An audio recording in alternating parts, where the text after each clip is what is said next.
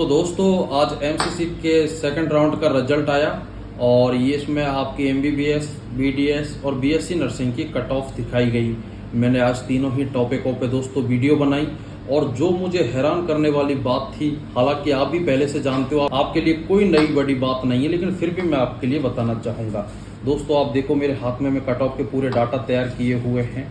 सबसे पहले दोस्तों मैं आपको बताऊंगा जो आपका एमबीबीएस का जो सेकंड राउंड की एससी एसटी की कट ऑफ थी वो थी दोस्तों एससी की 492 नंबर। इसके अलावा एसटी की दोस्तों 465 नंबर सेकंड राउंड की, एससी के फर्स्ट राउंड की 509 और एसटी के फर्स्ट राउंड की 469 नंबर।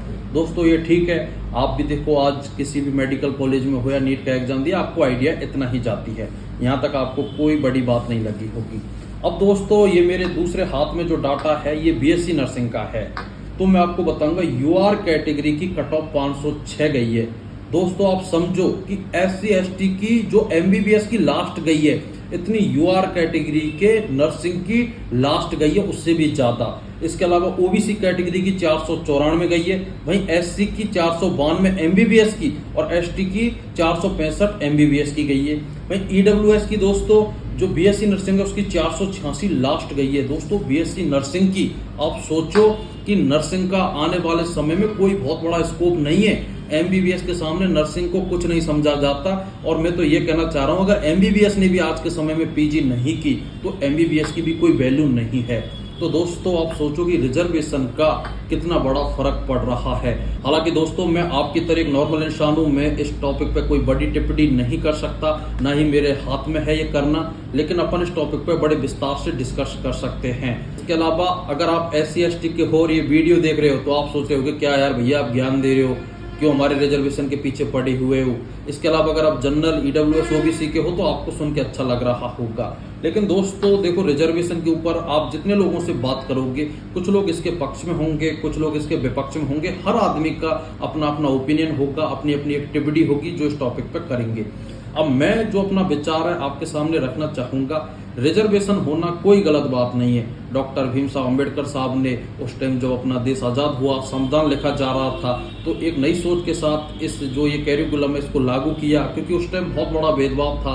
जो राजा महाराजा ठाकुर होते थे, जो ये एससी एसटी के लोग, इनके साथ अच्छा व्यवहार नहीं था और इनको हल्के में लेते थे, तो इसलिए उन्होंने अच्छा किया। लेकिन अब क्या हो रहा है, मैं रिजर्वेशन में देख रहा हूँ, जहां मैं रहता हूँ, मेरे भी गांव के आसपास के तमाम एससी एसटी कैटेगरी के लोग रहते हैं, जो इस रिजर्वेशन कैटेगरी में जो टॉप फैमिली है वो ही इस रिजर्वेशन का फायदा उठा रही है। जैसे पहले इस रिजर्वेशन के आधार पर किसी का आईएएस हो गया, कोई अच्छी जॉब लग गया गवर्नमेंट, वो अपने बच्चे को पढ़ा रहा है, कोटा सीकर भेज रहा है। क्योंकि मैं मेडिकल से संबंधित वीडियो बनाता हूं तो मेडिकल के टॉपिक पर ही आपसे बात करूंगा, तो उसके बच्चे इस रिजर्वेशन का फायदा उठा रहे हैं। वो 1-2 साल प्रिपरेशन करते हैं, 450, पौने 500 नंबर ले आते हैं, उनको कॉलेज मिल जाता है। जबकि रिजर्वेशन का उद्देश्य क्या है, सभी को इक्वल लाना। क्योंकि एससी एसटी में क्या था, पुराने समय में बहुत ज्यादा पिछड़ापन था, लेकिन आज दोस्तों मीणा कास्ट वो सबसे टॉप पर पहुंच चुकी है। उसमें काफी लोगों ने रिजर्वेशन का फायदा उठाया है, काफी लोग रिजर्वेशन की वजह से उनकी थिंकिंग बढ़ी है, तो उनके एजुकेशन में भी कहीं ना कहीं परिवर्तन आया हुआ है। अब हो क्या रहा है दोस्तों, काफी लोग एससी एसटी कैसे, जिनको मैं बड़े बारीकी से जानता हूं, उनको कुछ मतलब ही नहीं है पढ़ाई लिखाई से, ना वो रिजर्वेशन का फायदा उठा रहे हैं ना कुछ। तो अभी मेरा मानना क्या है कि जिस फैमिली को रिजर्वेशन मिल चुका है या रिजर्वेशन का वो किसी भी जॉब में फायदा उठा चुका है, तो उसको 2 पीढ़ी तक ही उसका लाभ मिलना चाहिए। जैसे बेटा अगर उसका कलेक्टर बन गया, बाप कलेक्टर था, तो पोता है ना, उसके लिए रिजर्वेशन नहीं मिलना चाहिए, क्योंकि उनके पास इतना पैसा है, वो सारी फैसिलिटी अवेलेबल करा देंगी।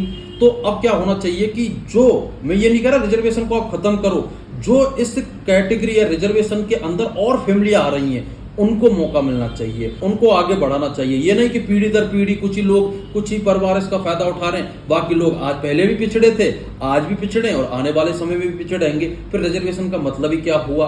और इसके अलावा मैं दूसरा ओपिनियन ये देना चाहूंगा, जरूरी नहीं है जो गरीब या पिछड़ा या फिर उसके पास जो आधुनिक चीजें नहीं है वो केवल एससी एसटी में हो, वो जनरल कैटेगरी में भी हो सकता है, ओबीसी में भी हो सकता है, ईडब्ल्यूएस में भी हो सकता है। तो कुछ ना कुछ गवर्नमेंट को एक ऐसा नया रूल्स लेके आना चाहिए कि आपको जातिवाद के आधार पर वर्गीकृत ना करके आपको आर्थिक स्थिति के आधार पर वर्गीकृत किया जाना चाहिए। तो एक मेरा इस पे विचार था। मैं ये नहीं कह रहा कि जो मैंने आइडिया दिया ये 100% सच है, हर आदमी का अपना अपना ओपिनियन है। मैं रिपीट करना चाहूंगा, रिजर्वेशन का कुछ ही फैमिलियां फायदा उठा रही है, जबकि बाबा साहब ने ये जो कैरिकुलम तैयार किया था ये निम्न वर्ग को उच्च वर्ग के इक्वल लाने के लिए किया गया था। लेकिन दोस्तों निम्न वर्ग उस टाइम पे भी निम्न वर्ग था, आज भी है और आने वाले समय में भी रहेगा। जो रिजर्वेशन कैटेगरी में टॉप लोग थे, समझदार थे, वो उस टाइम फायदा उठाना चालू किया।